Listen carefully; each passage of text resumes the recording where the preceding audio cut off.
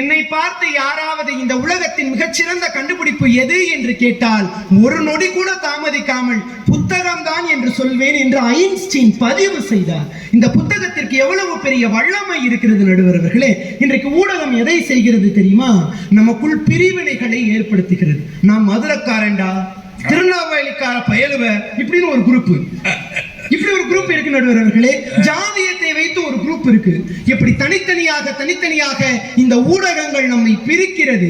ஆனால் நம்முடைய தமிழ், நம்முடைய எழுத்து 2000 ஆண்டுகளுக்கு முன்னாடியே யாதும் ஊரே யாவரும் கேளீர் என்று நம்மை இணைக்கிறது என்று சொன்னால், நம்மை இணைப்பது புத்தகம், நம்மை பிரிப்பது ஊடகம். நடுவர் அவர்களே, 2 செய்தியை சொல்லிட்டு நான் நிறைவு பண்ணிடுறேன். ரெண்டுமே மாற்றம் கொடுக்குது.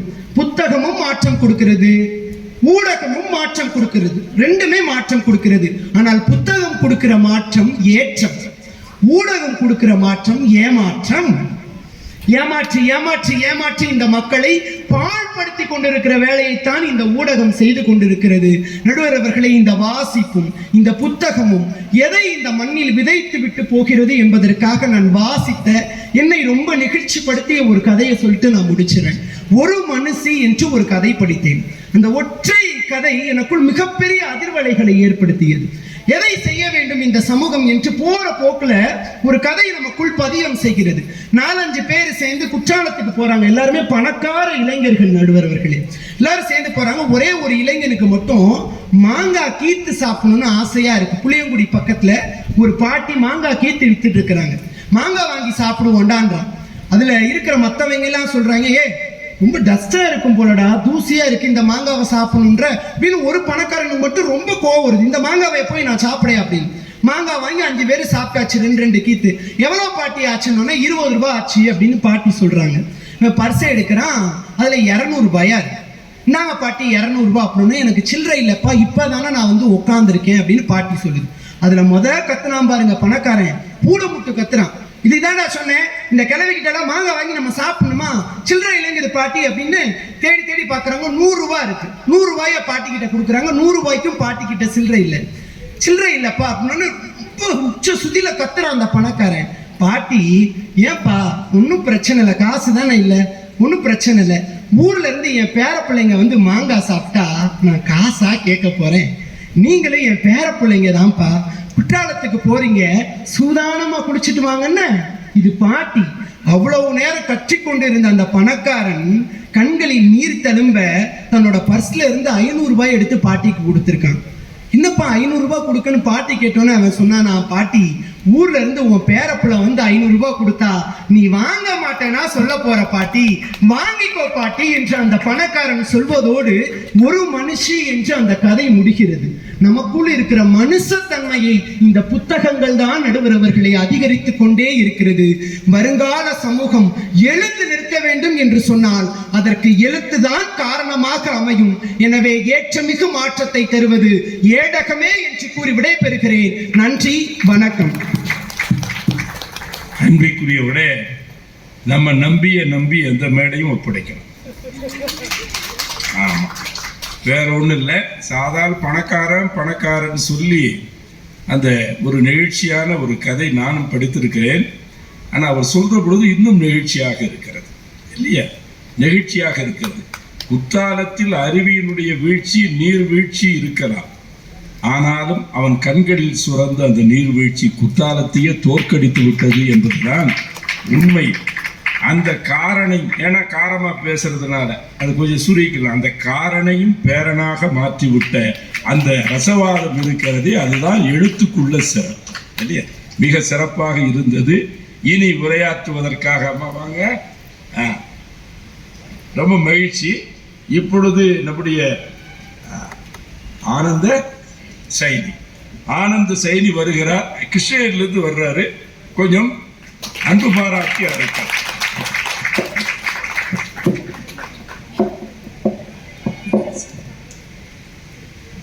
பிறந்து சிறந்த மொழிகளிலே சிறந்தே பிறந்த நம் தாய்மொழியான தமிழ் மொழியின் பாதங்களை தொட்டு வணங்குகிறேன்.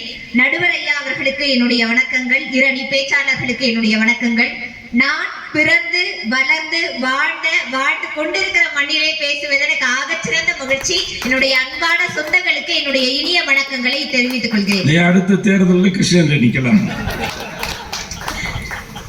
நடுவர் அவர்களே, ஒரு புத்தக திருவிழாவுல புத்தகமே பேசுறது பெரிய விஷயம் கிடையாது.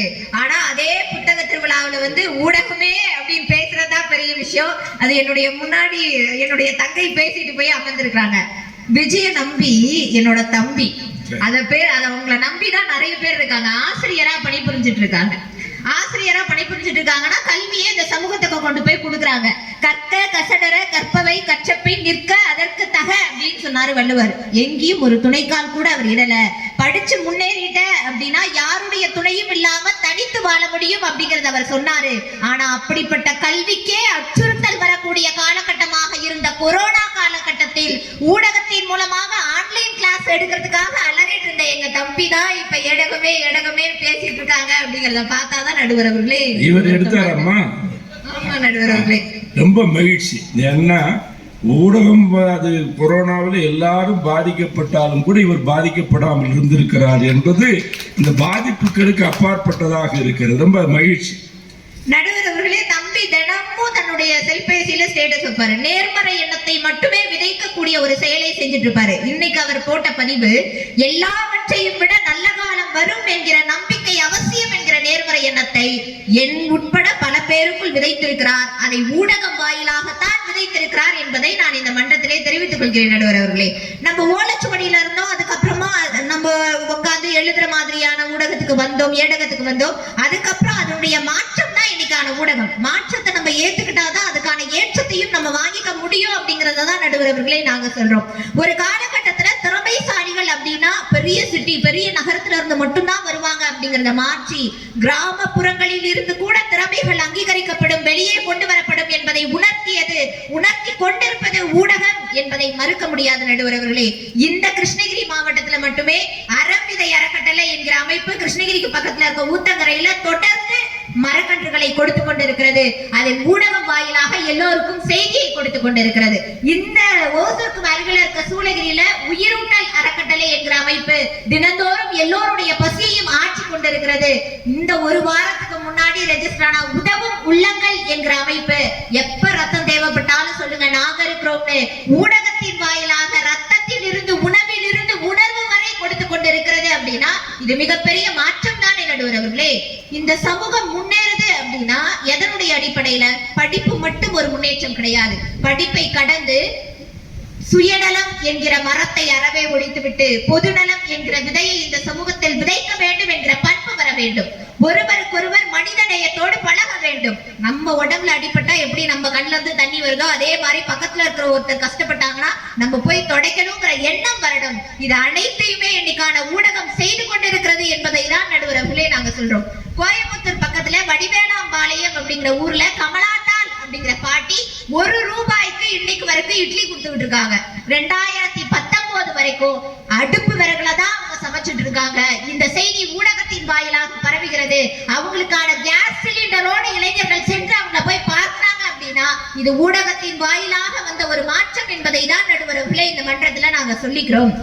இந்த கொரோனா காலகட்டத்துல படிப்பெல்லாம் என்னடா பண்றது அப்படிங்கிற மாதிரி எல்லாம் முடங்கி போன காலகட்டத்துல விழுப்புரத்துல எல்லா பட்டதாரி இளைஞர்களும் ஒன்றிணைறாங்க. துப்புரவு தொழிலாளர்களுடைய நிலை ரொம்ப மோசமா இருக்கு. அந்த பிள்ளைகளுடைய நிலை இன்னும் மோசமா இருக்கு. ஏன்னா குப்பை போடுபவனை கௌரவமாகவும் குப்பை எடுப்பவனை கேவலமாகவும் பார்க்கிற ஒரு சமுதாயத்துல நம்ம வாழ்ந்துட்டு இருக்கோம். அதாவது உண்மைதாமா. நீ இவ்வளவு நாள் வாழ்ந்து என்ன குப்பை கொட்டினு தானே கேட்கிறான். குப்பை கொட்டுறதையே வாழ்க்கையா இருக்கிறாங்க. வாழ்க்கையே இப்ப குப்பை கொட்டுறது மாதிரி ஆகி போச்சுமா. பிரதமரே போய் குப்பை கொட்டியத்தான் அவர் குப்பையை பொறுக்கிறார். அப்படிப்பட்ட பட்டதாரி இளைஞர்கள் எல்லாம் சேர்ந்து கல்வியை கொடுக்கணும் அப்படின்னு சொல்லி இலவசமாக கல்வியை கொடுக்கணும்னு சொல்லி முன்வரும் பொழுது அதை உடனடியாக ஊடகத்தின் வாயிலாக எல்லா இடங்களுக்கும் தெரியப்படுத்துகிறார்கள். இது விழுப்புரம் மட்டுமல்லாது எல்லா மாவட்டங்களுக்கும் பரவி பல்வேறு மாணவர்கள் இதனால் பயன்பெறுகிறார்கள். அப்படின்னா இது ஊடகத்தின் வாயிலாகத்தான் நடந்தது என்பதை நாங்கள் சொல்லிக் கொள்கிறோம் நடுவர் அவர்களே.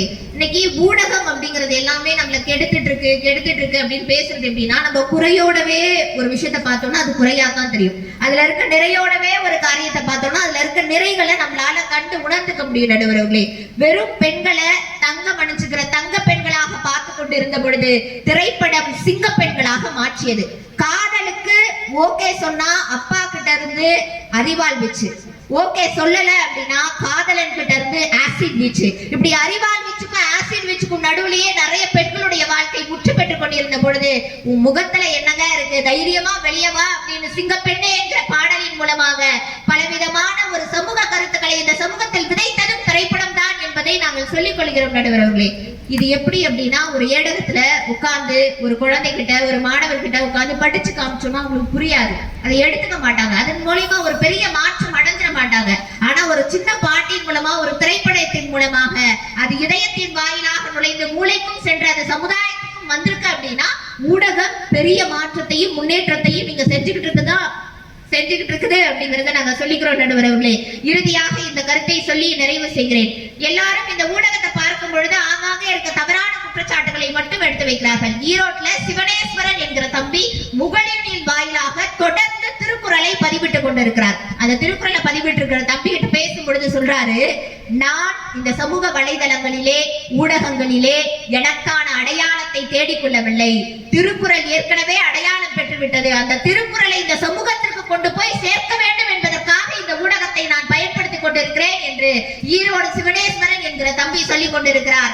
இப்படி இந்த கால சூழலில் மிகப்பெரிய மாற்றத்தையும் முன்னேற்றத்தையும் கொடுத்துக் கொண்டிருப்பது ஏடகத்தை காட்டிலும் ஊடகமே ஊடகமே ஊடகமே என்று கூறி எனக்கு இங்க பேச வாய்ப்பளித்த அன்பார்ந்த நெஞ்சங்களே, உங்கள் அனைவருக்கும் இந்த ஆனந்த செய்தியை நெஞ்சார்ந்த நன்றிகள். நன்றி, வணக்கம்.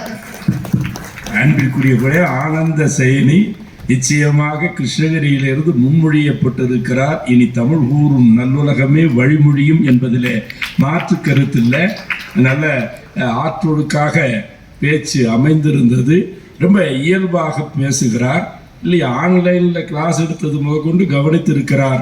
இந்த ஊடகம் ரொம்ப உள்ளே போகிறது, அகங்களுக்கெல்லாம் உள்ளே போக, அதனால தான் அதுக்கு ஊடகம் என்று பெயர் வைத்திருக்கிறார்களோ என்று எண்ண வேண்டி இருக்கிறது. இனி நிறைவாக என் தம்பி ராகவேந்திரன் வருகிறார் இல்லையா, ஏடகத்திற்காக வருகிறார். அவரை அன்பு பாராட்டி அழைக்கிறார். நல்ல ஆவின் பால் முழுதும் கன்றுக்கு இல்லை, நல்ல ஆவின் பால் முழுதும் கன்றுக்கு இல்லை, நரும் பூவின் மனம் முழுதும் சோலைக்கில்லை, நெல்லாகும் கதிர் முழுதும் நிலத்துக்கில்லை, நிறைகின்ற நீர் முழுதும் குளத்துக்கில்லை, பல்லாரும் கனி முழுதும் மரத்துக்கில்லை, பண் நரம்பு இசை முழுதும் யாழுக்கில்லை, எல்லாமே பிறர் குழைக்க காணுகின்றேன், என் வாழ்வும் பிறர் குழைக்க வேண்டுமம்மா என நாவல்களை சிறுகதைகளை அத்தனை இன்னைக்கு நாங்க திரைப்படங்களா மாத்தி படிக்காதவங்களுக்கு கூட கொண்டு போய் சேர்த்திருக்கிறோம் அப்படின்னு சொன்னாங்க.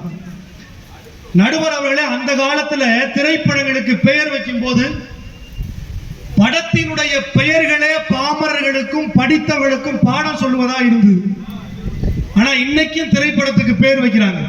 நாய், நரி, புலி, சிங்கம், இப்படிதான் பெயர் வைக்கிறாங்க.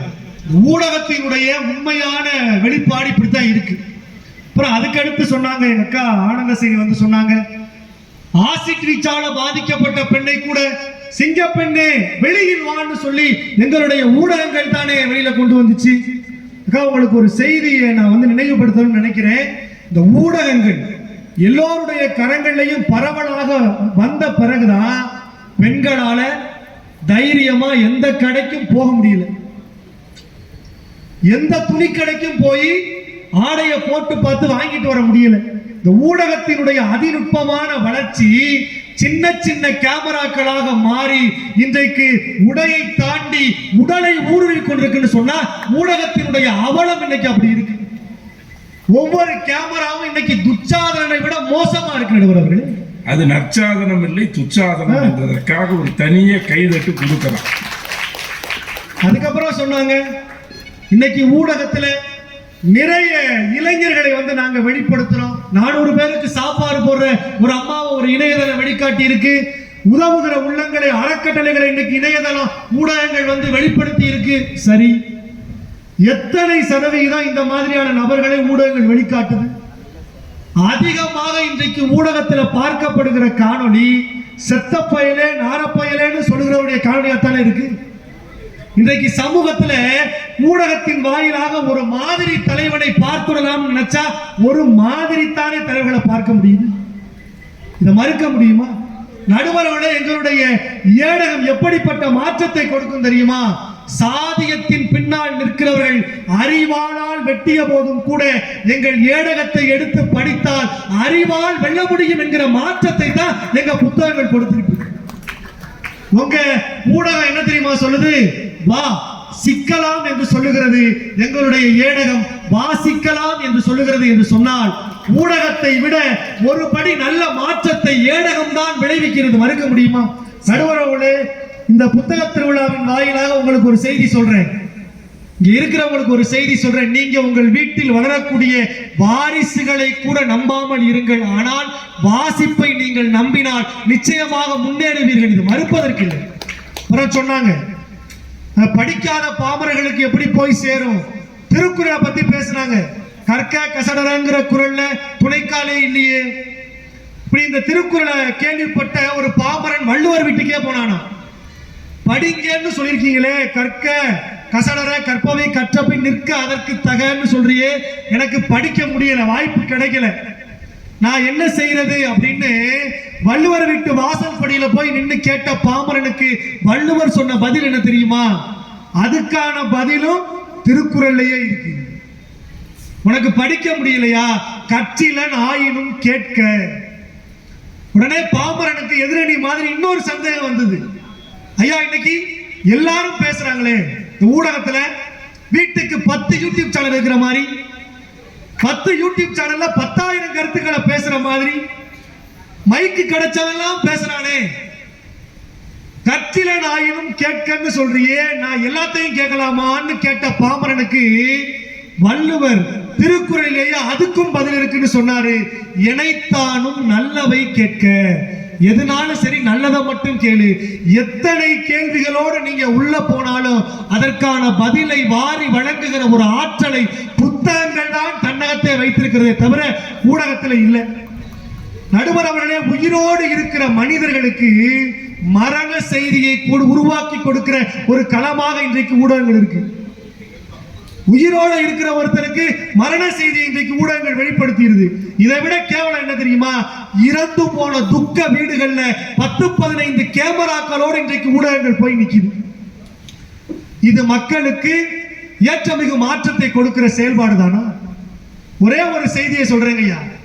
இந்தி திணிப்பு என்கிற ஒன்றை அன்றைக்கு இருந்த ஒன்றிய அரசாங்கம் நம்முடைய திணித்த போது தமிழைய புரட்சி பாவலர் முடியரசன் என்கிற ஒரு கவிஞன் எழுதிய பூங்கொடி என்கிற காப்பியம்தான் யாருக்கு அஞ்சி சாகிறாய் மொழி போருக்கு வா எங்கு போகிறாய் என்று சொல்லி ஒட்டுமொத்த தமிழினத்தையும் மொழி போருக்காக கொண்டு வந்து நிறுத்தியது சொன்னா, புத்தகங்கள் செய்திய புரட்சியை இன்றைக்கு ஊடகங்கள் ஒரு நாளும் செய்யல. ஐயா, மகா வித்வான் மீனாட்சி சுந்தரம்னு ஒரு பெரிய அறிஞர் இருந்தார். ஊவேசா தேடி தேடி புத்தகங்களை தொகுத்தார்னு சொல்றமே, அந்த ஊவேசாவுக்கே ஆசிரியர்.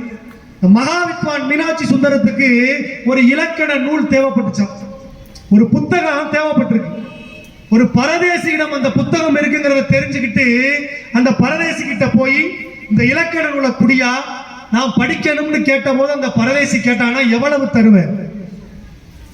அதுக்கு இவர் சொன்னாரா, கையில பணம் இல்லையே, அப்ப புத்தகம் கொடுக்க முடியாது. பல நாள் இப்படியே பரதேசிக்கு அவருக்கும் பேச்சுவார்த்தை நடக்குது.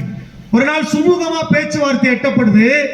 பணம் இல்லைன்னா பரவாயில்ல, நான் சொல்றத செய், இந்த அன்ன பாத்திரத்தை எடுத்துக்கிட்டு என் பின்னாடியே வா, 10 வீடுல பிச்சை எடுத்து எனக்கான உணவை கொண்டு வந்து கொடுத்துட்டு இந்த புத்தகத்தை வாங்கிட்டு போன்னு சொல்றார்.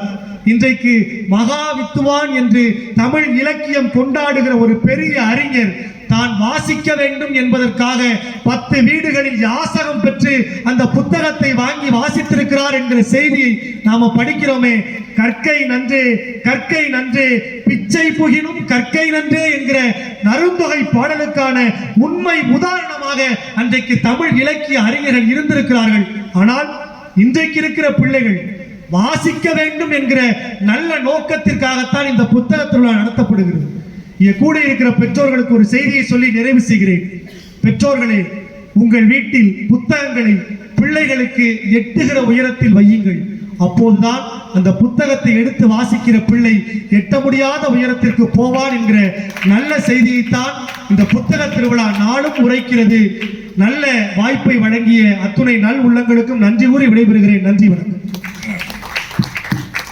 அன்பிற்குரியவர்களே, நான் ராகவேந்திரா படம் பார்க்கல, ராகவேந்திரனை தான் பார்த்துக்கிட்டு இருக்கிறேன். அது மேடைகளின் சூப்பர் ஸ்டார்னு சொல்லணும், அப்படித்தான் சொல்ல வேண்டும்.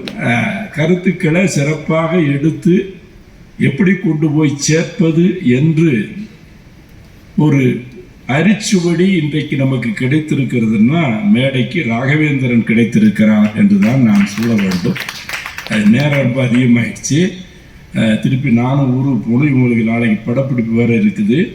அதனால் ஒரு சுருக்கமான பார்வை, ஏன்னா இப்போ நம்ம எப்போவுமே நமக்கு தீர்ப்புகளில் அவ்வளவு திருப்தி வர்றதில்லை. ஏன் திருப்தி வரல, தீர்ப்பெல்லாம் பல பேரை தீர்த்துட்டு தான் தீர்ப்பெல்லாம் வருதுங்கிறது உண்மைதான். இது கடைசியாக சொன்ன வார்த்தை எனக்கு ஒரு பெரிய நினைவை ஊட்டியது. இப்போ அண்மையில் கூட நம்முடைய BH அப்துல் ஹமீது வந்து இறந்துட்டாரு, செத்துட்டாருன்னு.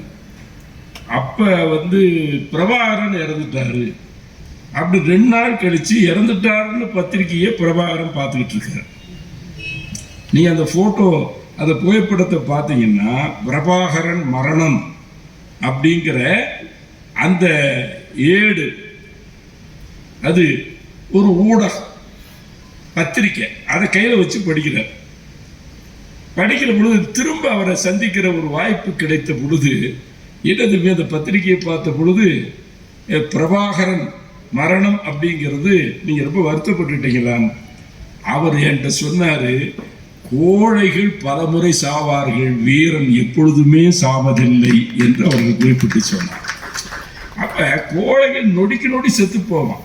Cowards die but many times, but the valiant வீரர்கள் இருக்கிறார்களே never taste of death once என்று ஒரு அற்புதமான கவிதை இருக்கிறது. கோழைகள் நொடிக்கு நொடி சாவார். அவர் மரணத்தை பற்றி பயப்படலை, ஆனாலும் ஒன்றை 10ஆ திருச்சி கையில் விடுறது தான் பத்திரிக்கை. ஒன்றை 10ஆ திருச்சி கையில் விடுறது தான் பத்திரிக்கை என்று வைத்திருக்கிறார். நாடாளுமன்றத்தில் ஜஸ்கோ மருத்துவமனையில் ஜெயபிரகாஷ் நாராயணன் என்கிற ஒப்பற்ற ஒரு காந்தியவாதி, ஒரு பெரிய தலைவர், அவர் வந்து சேர்த்துட்டாங்க. நாடாளுமன்றம் நடக்கிறது. அப்பொழுது பிரதமராக மொராஜி தேசாய் இருக்கிறார். அப்போ அவர் வீட்டுக்கு வர்றதுக்கு முன்னாடி ஒரு மாலை பதிப்பு, மும்பையிலிருந்து வெளிவந்த பதிப்பை விமானத்தில் அனுப்பி, தொலைபேசி கூட எட்டுச்சோ எட்டலையோ அதை அந்த நாடாளுமன்றத்தில் காட்டுறார். என்ன காட்டுறாருன்னு சொல்லி சொன்னால், ஜெயபிரகாஷ் நாராயணன் மரணம், காலமானார் அப்படிங்கிற செய்தியை பார்த்த உடனே இவர் ஒரு காந்தியவாதிங்கிறதுனால வருத்தம் மேலிட ஒரு இரங்கல் செய்தியை நாடாளுமன்றத்தில் பதிவு செய்து விட்டு விரைவாக நான் பம்பாய் செல்ல வேண்டும், அப்படி அப்பா மும்பை கிடையாது, பம்பாய் செல்ல வேண்டும் என்று அறிவித்து வீட்டுக்கு வர்றார். வீட்டுக்கு வந்தோன்னு உளவுத்துறை சொல்கிறது அவர் கவலைக்கிடமாக இருக்கிறாரே தவிர அவர் காலமாகவில்லை, அது தப்பான செய்தி, அந்த பத்திரிகை திருப்பி கொண்டு வாடான்னு சொன்னார். சொன்ன பொழுது செய்திகளை முந்தித்தரும் பத்திரிகைன்னு போட்டிருக்காங்க. செய்திகளை முந்தி மேலே பத்திரிகை பேரை போட்டுட்டு செய்திகளை முந்தித்தரும் பத்திரிகைன்னு போட்டிருக்கான். அது மகாராஷ்டிராவிலிருந்து வெளிவரக்கூடிய ஒரு மாலை பதிப்பு, அவ்வளோதான் சொல்ல முடியும். அப்படி அவன் மாலையை எடுத்துட்டு போகிறதுக்கு முன்னாடியே மாலை பதிப்புக்கு வந்து சேர்ந்துருச்சு. இவருக்கு வந்து ரொம்ப கடுமையான கோபம் வந்து விட்டது. உடனே அவர் பிரைம் மினிஸ்டர் இல்லையா, தலைமை அமைச்சர் இல்லையா, தொலைபேசி போட்டு அந்த பத்திரிகை முதலாளி, அந்த எடிட்டர், ஆசிரியர், இவங்ககிட்டலாம் பேசி கடுமையாக திட்டுறார். உயிரோடு இருக்கக்கூடிய மனிதனை வெள்ளைக்காரன் கூட சிறையிலே போட்டு சாகடிக்க முடியாத ஒரு மனிதனை இந்தியன் சாகடிக்கலாமா அப்படின்னு கேட்டிருக்கிறார். ஒரு இந்தியன் சாகடிக்கலாமா? இல்லையா? இந்தியன் சாகடிக்கலாமா? பத்திரிகையை உத்தரகிரிய பத்திரிகையா மாத்திட்டியே அப்படிங்கிறது மாதிரி அவர் கோபப்பட்டு, நாளை காலையில உனக்கு மாலையில தான் மாலை பதிப்பு உன் பத்திரிக்கை வரும், ஆனா நாளைக்கு அப்படி இருக்கக்கூடாது, மன்னிப்பு கேட்டு காலையில் இந்த செய்தி தவறு என்று மன்னிப்பு கேட்டு முதல் பக்கத்துல அது உண்மை செய்தியை வெளியிடணும் அப்படின்னு சொல்லி மறுநாள் காலை பதிப்பாக மாலை பத்திரிகை வந்தது. எவ்வளவு பெரிய மாற்றம் பாருங்க. ஆனா அதுல என்ன போட்டிருக்காருன்னா, ஜெயபிரகாஷ் நாராயண் இன்னும் சாகவில்லை என்பதை வருத்தத்தோடு தெரிவித்துக் கொள்கிறேன். குண்டு வெடிப்பு ராமநாதபுரத்தில் எதிரொலிக்குமா அப்படின்னு. ஏன்டா ஒரு செய்தி நல்லதை சொல்லணுமே தவிர அதுல ஏதோ ஒரு அசம்பாவிதம் நடந்துருச்சுன்னா அப்ப அது வதந்தியை போல பரவக்கூடிய ஒரு மோசமான சூழ்நிலையும் ஏற்படுத்துது. ஏன்னா விவரமா ஊடகத்தை பற்றி பேச வேண்டும் அப்படின்னு நிறைய சொல்லலாம். இருந்தாலும் அதனுடைய காட்சி ஊடகத்தினுடைய வலிமை என்பதை யாரும் மறுக்க முடியாது இல்லையா? காட்சி ஊடகம் இப்ப படம் போட்டு தான் புத்தகத்திலையும் நமக்கு முதலாக உனக்கு எல்லாம் சொல்றதையும் படம் போட்டுத்தான் சொன்னார்கள் அப்படிங்கிறத மறக்கிறது. ஒன்றை காட்சி ஊடகமா மாற்றிட்டம் சொல்லி சொன்னா அதை வெல்லுவது என்பது அவளை எளிதில்லை. காட்சி ஊடகமாக மாற்றி விட்டோம் என்று சொன்னால் வெல்லுவது மிக கடினம். நான் ஒரு படம் பார்த்தேன். என்ன படம்னா, அது நீங்கள் கூட பார்த்திருக்கலாம். அது ஒரு 1.5 மணித்துளி ஓடுகிறது. உலகத்துல அதுக்கு தங்க தாமரை விருது கொடுத்திருக்கு. தங்க தாமரை, தங்கத்துல வேண்டுமானால் தாமரை மலரலாம், அப்படித்தான் இருக்கிறதே தவிர தங்க தாமரை விருது கொடுத்திருக்கிறான். என்ன படம் சொல்லி சொன்னா நான் அதிர்ந்து போனேன். ஒரு நிறைவேற்றுமைங்கிறது எவ்வளவு மோசமா இருக்குது அப்படிங்கிறத ஒரு 1.5 மணித்துளி கருப்பு நிறம் பொருந்திய ஒரு நீக்ரோ சிறுவன் வெள்ளைக்கார பிள்ளைகள் பயன்படுத்தக்கூடிய கழிவறைக்கு உள்ளே போறத காட்டுறான். வெளியே இத்தனை பேர் அடிச்சு அவன் ரத்த வெள்ளத்துல இருக்கான். சின்ன குழந்தைகளுக்கு இடையே கூட இன்னைக்கு ஒவ்வொருத்தரும் ஒரு கயிறு கட்டிட்டு போறானா இல்லையா? ஒவ்வொரு கயிறு கட்டி கொண்டு போகிறான். இந்த சாதிக்கு இந்த கயிறு, இந்த சாதிக்கு இந்த கயிறு, இந்த கயிறுகளுக்கு எப்பொழுது தூக்கு கயிறு என்பதுதான் நம்முடைய கூட படிக்கக்கூடிய பையனை போய் அருவாளை எடுத்துட்டு வெட்டிட்டு வர்றானே, அது ஒரு தனித்தனி குரூப் மாதிரி கயிறு கட்டி இருக்கிறானே. இந்த கொடுமை நிகழ்கிறது. மறுநாள் என்னன்னா அடுத்த காட்சி, இது உள்ள நுழையலாம், இவர் அடிக்கிறார்கள், அவர் ரத்த வெள்ளத்தில் அந்த பையன் இருக்கிறான், பட முடிய போகுது. அடுத்த காட்சி என்னன்னா இந்த கருப்பு நீக்ரோ குழந்தைகள் அவருடைய கழிவறையை காட்டுறான். இப்படி திரும்பி கொண்டிருக்கிறார்கள், அவர்கள் சிறுநீர் கழித்துக் கொண்டிருக்கிறார்கள். அப்ப கேமராவை கீழே இறக்கி காட்டுறான். அந்த சிறுநீர் விடக்கூடிய பாத்திரம் வெள்ள வெளியில் ஆத்திரத்தில் பாத்திரத்தை மூத்திரத்தை விட்டு அவர்கள் எதிர்ப்பு தெரிவிக்கிறார்கள். அப்படிங்கிறத 2 காட்சி, வேற ஒண்ணும் இல்லை. ஆனால் அவர்களால் அதைத்தான் செய்ய முடிந்தது. எனவே சிறுநீருக்கும் செந்நீருக்கும் உள்ள எவ்வளவு பெரிய வேறுபாட்டை வலிமையா எடுத்து சொல்கிற பொழுது அந்த படம் மனதிலே நிற்கிறது. உங்களுக்கு ஒரு படம் தெரியும், அது உமர் முக்தார் என்ற ஒரு படம். நான் பார்க்க போன பொழுது கண்ணால் பார்த்த செய்தி, படம் ஓடின பொழுது எல்லாம் திரைப்படத்துக்கு வந்துடுறாங்க. இந்த இடைவேளை விட்ட உடனே வெளியே போயிட்டு அந்த பாப்கார்னை வாங்கிட்டு உள்ள உட்கார்ந்து எவனும் அந்த பாப்கார்னை பிரிக்கல. படம் அப்படி ஓடுது. ஏதாவது சாப்பிட்ட பொழுது 2 மாறிடுமே, காட்சி போய்விடுமே என்று கண்களுக்கு தப்பாமல் இமைகளை பிடித்து, இமைகளால் பிடித்தில்லை, இமைகளை பிடித்து வைத்து அப்படியே நிறுத்தி வைத்ததை போல அந்த படம் அந்த படத்திற்கு முத்தாரத்திலே விமர்சனம் எழுதக்கூடிய வாய்ப்பு வந்தது. அந்த படத்தில் நடித்தவர் ஆண்டனி குவின். ஆண்டனி குவின் என்கிற அந்த அற்புதமான நடிகர் 85 வயதுல அந்த படத்துல அவர் கதாநாயகனா நடிக்கிறார். 85 வயசுல நம்ம நாட்டில் கதாநாயகனா கற்பனை பண்ணிப்பாரு. 85 வயசு ஆள் கல்லூரிக்கு போவான் இல்லையா? அப்படி இந்த முரண்பாடு பார்க்கிறேன். 85 வயசுல ஆண்டனி குவின்கிறவர் உமர் முக்தார் என்கிற லிபிய நாட்டின் ஒரு விடுதலை போராளியினுடைய வரலாற்றை அந்த படம் எடுத்திருக்கிறார். ஒரு ஆனாவண்ணா அரபியில சொல்லி கொடுக்கக்கூடிய ஒரு ஆசிரியர். உருவத்தை பார்த்தா தாடியோட கண்ணாடியோட பார்க்கிற பொழுது பெரியார் மாதிரியே இருக்குது என் கண்ணுக்கு. சின்ன குழந்தைகள்னா முசோலினுடைய படைகள் அந்த லிபிய நாட்டை ஆக்கிரமித்து அடிமைப்படுத்தியதற்கு எதிராக தன்னிடத்தில் ஆனாவண்ணா படிக்க வரக்கூடிய பிள்ளைகளை சொல்லிக் கொடுத்து அதிலே இருந்து ஒரு ஆயுதப்படையை ஒரு ஆசிரியர் ஆயத்தம் செய்கிறார். அதுதான் படம். அவர்கள் போராடுகிறார்கள். அதுல ஒரு காட்சி வரும். என்னன்னா, அவர்கள் மண்ணுக்கீழே முசோலினுடைய அந்த சர்வாதிகாரியினுடைய படைகள் அப்படியே வரும். அது புழுதியை கிளப்பி கொண்டு வரும். இவர்கள் இந்த கரந்தடி போர் முறையில், கெரில்லா போர் முறையில தங்கள் மண்ணை தோண்டி அந்த மண்ணுக்குள்ள போய் துப்பாக்கி முனையின் வாயிலாக சுவாசித்துக் கொண்டிருக்கிறார். மூச்சு குழல் இல்லை, துப்பாக்கி குழல் வெளியே நீட்டிட்டு இருக்குது.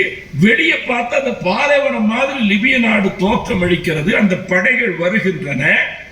அப்ப பக்கத்துல உள்ள இளைஞன் நீ பெரிய வயசானவன் நினைச்சிடாதீங்க, 13 வயது 14 வயது சிறுவர்கள். ஒருத்தன் கேட்கிறான், அந்த தோண்டி இருக்கக்கூடிய குழி தோண்டுகிற பொழுது கேட்கிறான் இல்லையா, இது நமக்கான கல்லறையா என்று கேட்கிறான். நம் நாட்டின் விடுதலைக்கான கருவறை இதுதான். ஒரு 13 வயசு பையன் சொல். துப்பாக்கி குழலை மூச்சு குழலாக மாற்றிவிட்டு சுதந்திரமான காற்றை கூட சுதந்திரமாக சுவாசிக்க முடியவில்லை, இந்த மண் அடிமைப்பட்டு கிடக்கிறது அப்படிங்கிற காட்சிப்படுத்துகிற பொழுது வசனங்களும் சரி, காட்சி அமைப்பும் சரி, கடைசியில முசோலினுடைய படைகள் இந்த இளைஞருடைய படைகளை அழித்து விட்டு இந்த ஆசிரியரை பிடிச்சு தூக்குல போட போகுது. நீங்க இந்த கடைசி காட்சி நீங்க பார்த்தா, அந்த ஆசிரியரை தூக்கில தொங்க விடுவதற்காக தூக்கு கயிற்றுக்கு முன்பு நிறுத்துவார்கள். தூக்கு கயிறு அப்படி ஊசலாடி கொண்டு அப்ப அதை காட்சிப்படுத்தி இருக்கிறான். அந்த தூக்கு கயிறுடைய நிழல் நீங்க திருப்பி அந்த படம் வந்தாலும் பாருங்க, அந்த மண்ணிலே விழுந்திருக்கும். எப்படின்னா, இந்த மண்ணின் வழி தெரிய முடியாத கண்ணீர் துளியை போல அந்த தூக்கு கயிறின் நிழல் அந்த மண்ணின் மீது விழுந்து கிடக்கிறது. சாதி கயிறுகளை கட்டி கொண்டிருக்கிற இந்த சமூகம் அந்த தூக்கு கயிறின் நிழலையாவது பார்க்கணும். காட்சிப்படுத்தப்பட்டிருக்கிறது. அவருக்கு அச்சம் இல்லை, உயிர் போக போகுது. மரணத்தை மார்பிலே மாலையாக சூடிக்கொள்வதற்கு ஆயத்தமாக இருக்கக்கூடிய இளைஞர்கள் என்கிற படைக்கலங்களை உருவாக்கிய உலைக்களம். கொஞ்சம் கூட அச்சம் இல்லை. நிற்கிற பொழுது கைகளை பின்னே கட்டுகிறார். அவர் எப்பொழுதுமே பாடம் கற்றுக் கொடுப்பதற்கு படிக்கிற பொழுது பயன்படுத்தக்கூடிய அந்த கண்ணாடி இப்ப தூக்குல போடுறதுங்கிறதுனால அந்த கண்ணாடியை பின்னே வைத்து கட்டுகிற கரங்களிலே கண்ணாடி இருக்குது. அந்த கேமராவில் காட்டும். தம்பி அங்கெங்கெல்லாம் கேமரா இருக்குதுன்னு சொன்னாரா இல்லையா? எதை வேண்டுமானாலும் படம் எடுக்கிறார்கள் என்று சொல்லுகிறார்களா இல்லையா? இதை வைத்து எத்தனை பெண்களுடைய வாழ்வு சீரழிந்து போயிருக்கிறது என்று சொன்னாரா இல்லையா? அதெல்லாம் கேமரா கிடையாது, காமரா. அதெல்லாம் கேமரா கிடையாது. இவன் செய்யறான இது கேமரா. அதை காட்டுகிறான். கடைசியில படம் முடிய போகுது. அந்த சுருக்கு கயிறு கழுத்தை இறுக்கி உயிர் பிரிகிற பொழுது பொதுவா கைகள் விரல்கள் விரைக்குமா இல்லையா? அதிலே இருந்து அந்த கருப்பு கண்ணாடி பின்னே நழுவி விடுகிறது. அந்த ஊரை சார்ந்த சிறுவர்கள் வேடிக்கை பார்த்து கொண்டிருக்கிறார்கள். அந்த சிறுவர்களில் ஒருவன் அந்த ஆசிரியன் கையிலே இருந்து நழுவி விழுந்த கண்ணாடியை எடுக்கிறான். திரையில் ஓடுகிறது, தி ஸ்ட்ரகிள் நெவர் எண்ட்ஸ், தி ஃப்ரீடம் ஸ்ட்ரகிள் நெவர் எண்ட்ஸ். அது தந்தை பெரியாரை போல எனக்கு தெரிகிறது. கண்ணாடியை போல அதை எடுத்துக்கொண்டவன் தம்பி பிரபாகரன் என்பதாக எனக்கு தோன்றுகிறது. ஏன் இதை குறிப்பிட்டு சொல்றேன்னு சொன்னா, ஒரு விடுதலை போராட்ட வரலாறுனா அப்ப 85 வயதில் கதாநாயகன் அதற்கு முத்தாரத்துல ஒரு விமர்சனம் எழுத வேண்டும் என்று ஒரு வரி விமர்சனம் எழுத வேண்டும் என்று கேட்டார்கள். 85 வயசுல ஒரு கிழவன், 85 வயதில் ஒரு கிழவன் தன் நாட்டுக்காக விடுதலைக்காக உயிர் விடுகிறான். இதுதான் செய்தி. ஆனால் அது ஊடகத்தில் வெளியானது. ஏடகத்தில் பதிவு செய்கிற பொழுது மண்ணுக்குள் விழ வேண்டிய கிழட்டு வயதில் மண்ணுக்காக விழுகிறான். மண்ணுக்குள் விழ வேண்டிய கிழட்டு வயதில் மண்ணுக்காக விழுகிறான். அதனாலதான் அண்ணா தைரியமா சொன்னாரு இல்லையா? அவர் தைரியமா சொன்னாரு. என்ன சொன்னாருன்னா, எந்த சென்சாரும் இல்லாம, நல்லா சொன்னார்கள், சென்சாரும் இல்லாம ஒரு 5 படம் எடுக்கிறதுக்கு நீங்க வாய்ப்பு கிடைக்குமே. ஆனால் அப்ப திராவிட நாடு கொள்கிறதுனால திராவிட நாடு கிடைக்கிறதுக்கு என்னால் ஏற்பாடு செய்ய முடியும்னா, காட்சி ஊடகத்தினுடைய வலிமை எவ்வளவு பெரிதுன்னு நான் சொல்லல. பார்ப்பது என்பது உள்ளத்தை உருக்கும், உணர்ச்சி வயப்பட செய்யும். அது மாற்று கருத்து இல்லை. இன்னைக்கு சின்ன திரையில பார்க்கிற பொழுதெல்லாம் வீடுன்னா மரியாதை இருக்குது, சின்ன வீடுன்னு இல்லையா? அப்ப இது ஒரு பக்கம் இருக்கிறது. அப்ப நல்ல திரைப்படங்கள், நல்ல செய்தித்தாள்கள், ஏடுகள் இல்லையா வருகின்றன. செய்தித்தாள்கள் நல்ல நம்ம அதை பார்க்கறது இல்லை, படிக்கிறது இல்லை. அதை அதுல கூட படம் போடுகிறார்கள். கேலி சித்திரங்க நான் பார்த்தேன். ஒரு 10-12 ஆண்டுகளுக்கு முன்பு தினமணி பத்திரிகையில் இப்ப கூட இருக்குது. ஆனா அப்ப மதிங்கிறவர் சின்ன கார்ட்டூன் வரைஞ்சுக்கிட்டு இருந்தார். நீங்க முதல் பக்கத்துல முதல் பத்தியில பாத்தீங்கன்னா அவருடைய படம் ஒரு அத கார்ட்டூன் நான் சொல்றதுல கருத்தூன்னு சொல்லுவேன். அப்ப என்ன ஒரு நாள் நான் பார்த்தேன், அதை எழுதிய அந்த மதிக்கு நான் ஒரு கடிதம் எழுதினேன். ஏன்னா எனக்கு இந்த படத்தை பார்த்தோன்னே அது எவ்வளவு தூரம் மனதை ஈர்த்ததுன்னா, அவர் என்ன எழுதியிருக்கிறார்னா, நான் ஒரு 10-12 ஆண்டுகளுக்கு முன்பு கர்நாடக மாநிலத்தில் ஒரு மந்திரி சொந்த கிராமத்துக்கு போறாரு. இது செய்தி. சொந்த கிராமத்துக்கு போறாரு. கிராமத்துல திருவிழா கூட்டத்தில் அவர் பாக்கெட்ல இருந்த பணத்தை ஒருத்தன் பிக் பாக்கெட் அடிச்சிட்டான், திருடிட்டான். கர்நாடகத்துல சொந்த ஊருக்கு திருவிழாவுக்கு போன மந்திரியினுடைய சட்டைப்பையில் இருந்த பணம் ஒருத்தன் திருடிட்டான். இது படத்தை போட்டு, இது ஒரு திருட நிக்கிற மாதிரி போட்டு கீழே இந்த செய்தியை போட்டு, கர்நாடக மாநிலத்தில் சொந்த கிராமத்திற்கு திருவிழாவுக்கு போன மந்திரியின் சட்டைப்பையிலே இருந்து ஒரு பணத்தை திருடி விட்டான் இல்லையா? யார் பெற்ற பணமோ, யாருடைய பணமோன்னு எழுதியிருக்கிறார். எழுத்துக்கு எவ்வளவு வலிமை இருக்குது பாருங்க. எழுத்துக்கு மட்டுமல்ல, அவர் வரி வடிவம் என்று சொன்னார்.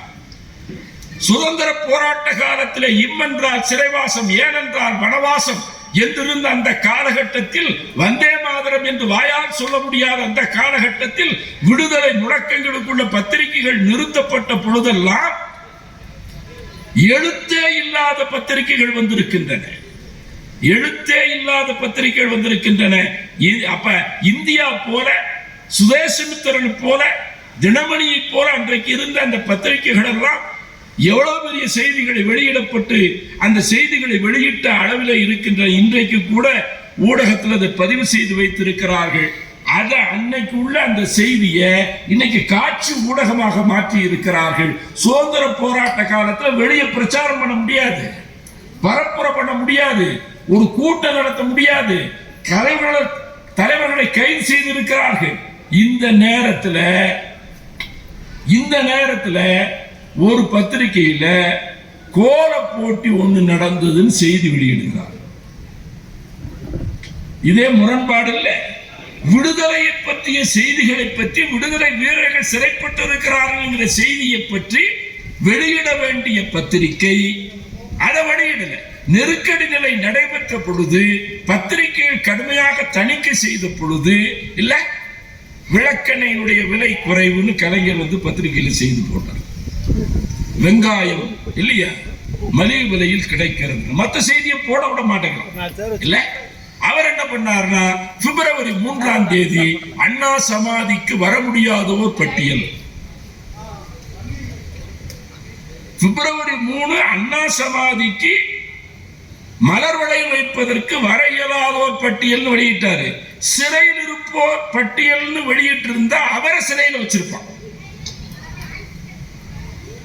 எவ்வளவு நுட்பமா, எவ்வளவு ஒரு புத்தி கூர்மையோடு வர இயலாதோர் பட்டியல்னு யாரெல்லாம் மிசாவில் கைது செய்யப்பட்டார்களோ அவர்கள் பெயர்கள் பூரா அவன் அரசாங்கம் ஒண்ணும் பண்ண முடியல. அது மாதிரி சுதந்திர போராட்ட காலத்துல கோல போட்டியை பத்தி எழுதியிருக்கிறார். என்னன்னா, தாய்மார்கள், ஏன்னா எல்லாரும் ஆண்கள் சிறைக்கு போய் விட்டார்கள், தாய்மார்கள் ஒரு கோல போட்டி நடத்தி இருக்கிறார்கள். வண்ண வண்ணமாய் கோலம் போட்டு இருக்கிறார்கள். அந்த கோல போட்டியில் வண்ண பொடிகளை உதிர்த்து போடப்பட்ட கோலங்களுக்கு பரிசு கிடையாது.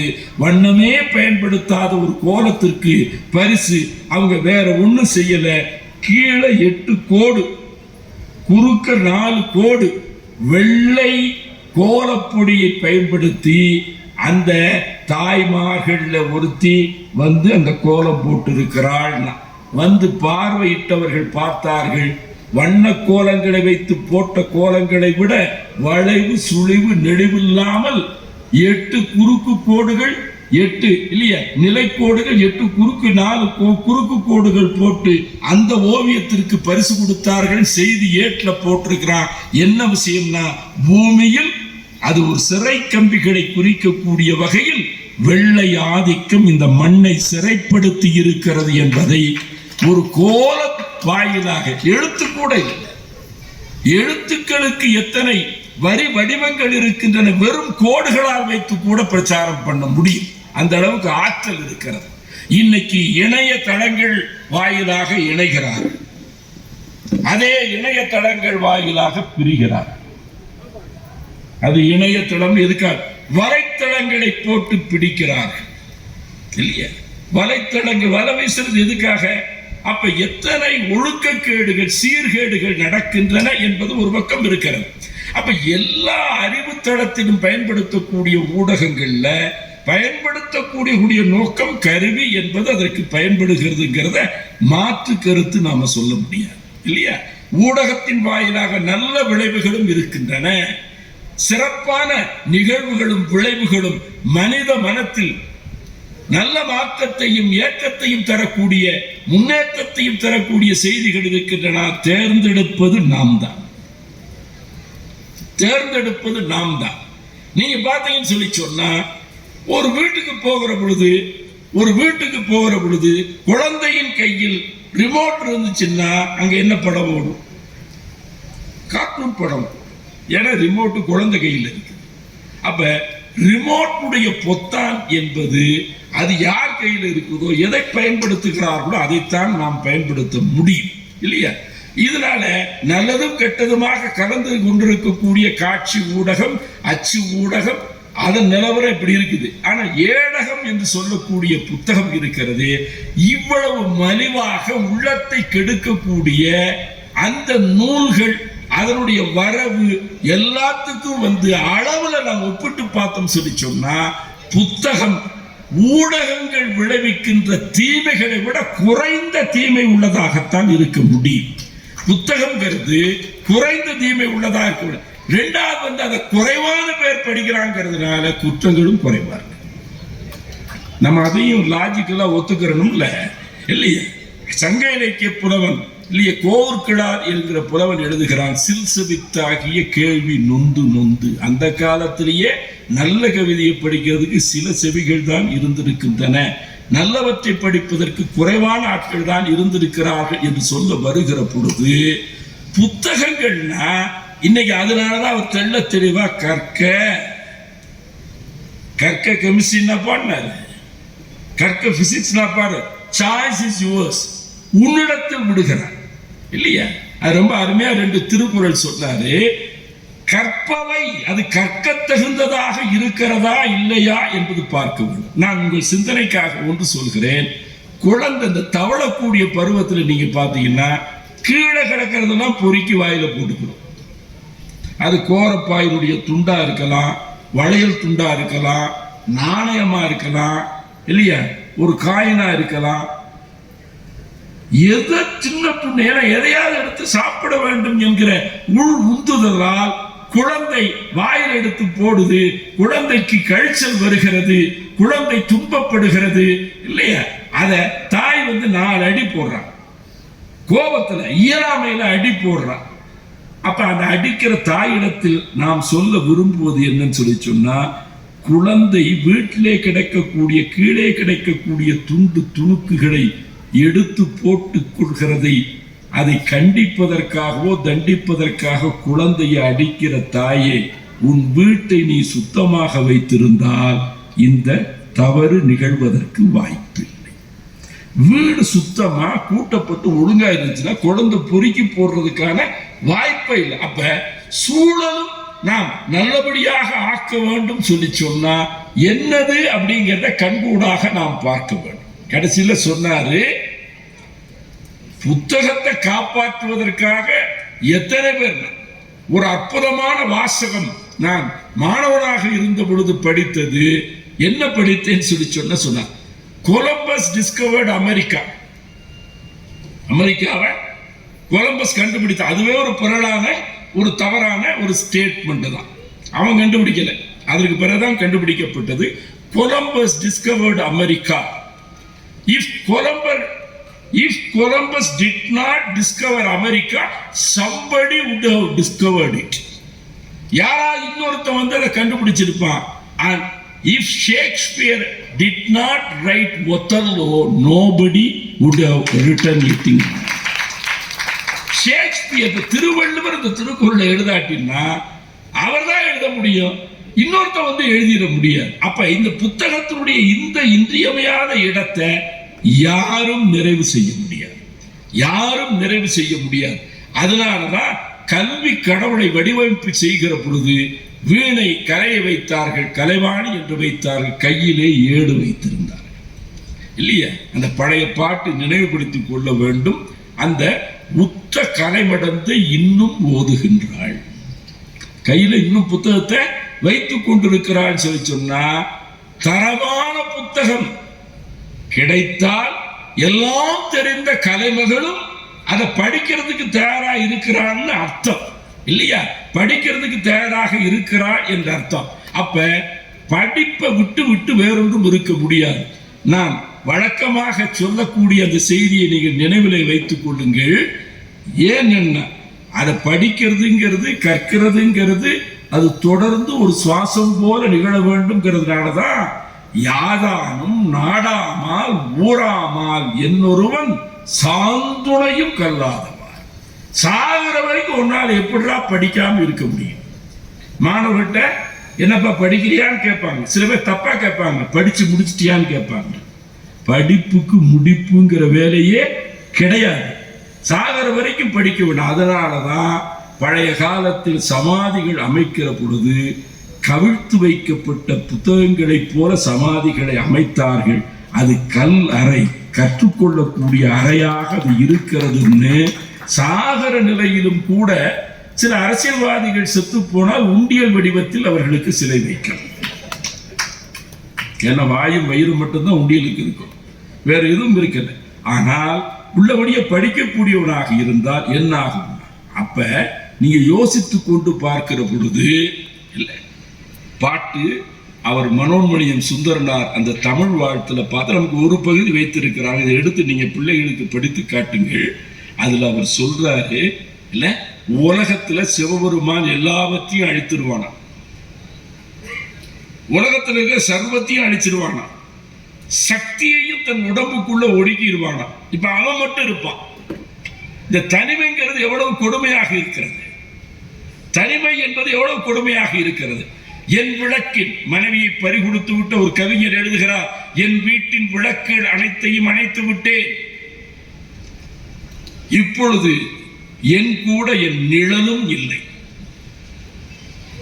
என் வீட்டின் விளக்குகள் அத்தனையும் அணைத்து விட்டேன், இப்பொழுது என்னோடு என் நிழல் கூட இல்லை. அப்ப இந்த தனிமையினுடைய துயரத்தை, சோகத்தை இன்னொரு வலிமையா எடுத்து சொல்லிட முடியுமான்னா, அந்த துயரம் சோகம் அனுபவிக்கக்கூடிய அந்த சகிருதையர்கள் என்று சொல்லக்கூடிய ஒரே விதமான அலைவரிசையில் சிந்திக்கக்கூடியவர்கள் அது ஈர்க்கிறது, அது பெருக்குகிறது. அவர் சொல்றாரு, சிவபெருமான் எல்லாவற்றையும் அழித்திருவானா சொல்றார். கடை ஊழி வரும் தனிமை. நீங்க பாத்தீங்கன்னா ரயில்ல கூட, தொடர் வண்டியில கூட 2 தொடர் வண்டி இருக்குது. ஒன்னு பேசஞ்சர் ட்ரெயின், பயணிகள் தொடர் வண்டி, இன்னொன்னு கூட்ஸ் ட்ரெயின். அதுக்கு என்ன சொல்றாங்க, சரக்கு வண்டி. அப்படி சொல்லக்கூடாது, சரக்கு வண்டின்னு சொல்லக்கூடாது. அது கூட்ஸ் ட்ரெயின் இருக்குதுன்னா ஏகதேசம் 1 கிலோமீட்டர் 1.5 கிலோமீட்டர் நீளம் உள்ள வண்டி கூட இருக்கும். இந்த பயணிகள் ரயில் இருக்கக்கூடிய டிரைவர் இருக்கிறானா இல்லையா, ஓட்டுநர், வண்டி எங்காவது அத்துவானமான காட்டுல நின்று போச்சுன்னா வண்டி நின்னத பக்கத்து கம்பார்ட்மெண்ட்ல போய் அவனால பேச முடியும். அதே மாதிரி கார்டு கடைசி பொட்டில இருப்பாரு, அவர் பக்கத்து கம்பார்ட்மெண்ட்ல போய் யாராவது பேச முடியும், அவருக்கு தனிமை இருக்காது. ஆனா கூட்ஸ் ட்ரெயின் டிரைவர் அங்க இருப்பாரு, கார்டு மட்டும் தனியா இருப்பாரு, 1.5 கிலோமீட்டர் தாண்டி. பக்கத்துல அது சரக்கு ஏத்திட்டு போறதுனால மனித வாடையே இல்லை. அவனுக்கு இருக்கிற தனிமையின் துவரம், அந்த துயரம் எவ்வளவு ஆழமாக இருக்கும் என்று எண்ணி பாருங்கள். அவன் கையில தான் கொடி இருக்கிறது. சில அரசியல் கட்சி தலைவர்கள் அப்படி ஆகிவிடுகிறார். அவனும் கொடியுமாகத்தான் இருக்கிறார்களே தவிர, கூட்ஸ் ட்ரெயின் டிரைவர் மாதிரி இருக்கிறார்களே தவிர இல்லை. தனிமை என்பது துயரம் வாய்ந்தது.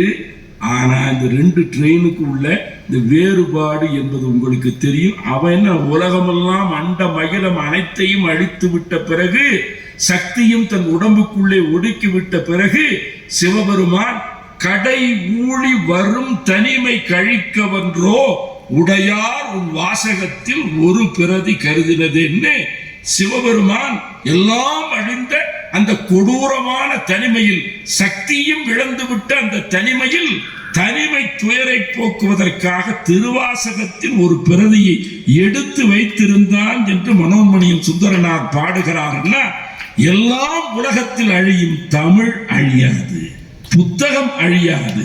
புத்தகத்திற்கு அந்த அழிவு என்பது இல்லை என்பதை மிக தெள்ளத் தெளிவாக எடுத்து சொல்வார். இப்பொழுது நாம் ஒரு கோரிக்கை வைக்கலாம், வீடு கட்டுங்கள். இனி வீடு கட்டுவதற்கு அனுமதி கொடுக்கக்கூடிய அரசு அலுவலகங்கள், நூல் நிலைய அறை இருக்கக்கூடிய இடத்திற்குத்தான், வீட்டுக்குத்தான் நீங்கள் திட்ட அனுமதி கொடுக்க வேண்டும் அப்படிங்கிற ஒரு அரசாணை வெளியிடப்பட வேண்டும். ஆசைக்கு ஒரு அறை, அது கட்டில் அறை.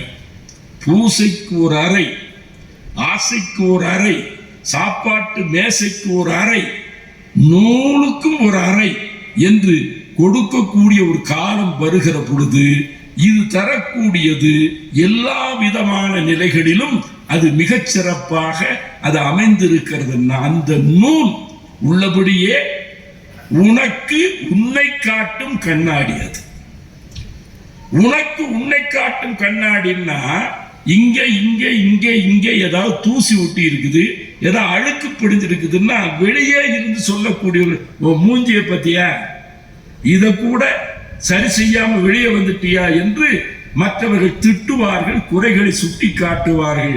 கண்ணாடி என்பது உன்னை நீயே சரிபார்த்து கொள்ளக்கூடிய ஒரு ஊடகமாக இருக்கிறது. அப்ப அது உன்கிட்ட பிரச்சாரம் பண்ணாது, உன்கிட்ட பேசாது. ஆனால் உன் தவறு எது என்பதை கண்ணாடி உனக்கு எடுத்து காட்டிவிடும் இல்லையா? கண்ணாடி உனக்கு எடுத்து காட்டிவிடும். அப்படிப்பட்ட பளிங்கு கண்ணாடி தான் புத்தகங்கள்ல இருக்கக்கூடிய அந்த நூல் வரிசை என்றால் வேறொன்றும். நிறைவாக சொல்வதாக இருந்தால் புக்குன்னு பேர் வச்சிருக்கலாம், புத்தகம்னு பேர் வச்சிருக்கிறான், கிதாப்னு பேர் வச்சிருக்கிறான். தமிழன் மட்டும்தான் நூல் என்று பேர் வைத்தான். உன் மானம் காப்பது அது ஒன்றுதான். ஊடகங்கள் மானத்தை இழக்கிற வேலைகளிலும் ஈடுபடுகின்றன. மானம் காக்கக்கூடியது எப்பொழுதும் நூல்கள் தான் என சொல்லி ஏற்றமிகு மாற்றம் என்கிற அளவில் ஒரு நூல் இழையில் இவர்கள் வெற்றி வாய்ப்பை இழந்திருக்கிறார்கள் என்பதை சொல்லி நிறைவு செய்கிறேன். நிகழ்விற்கு உரையாற்றிய நண்பர்களுக்கும் கலந்து கொண்ட அனைவருக்கும் புத்தக திருவிழா குழுவின் சார்பில் மனமார்ந்த நன்றிகளை தெரிவித்துக் கொள்கிறோம். இன்றைய நிகழ்வு இத்துடன்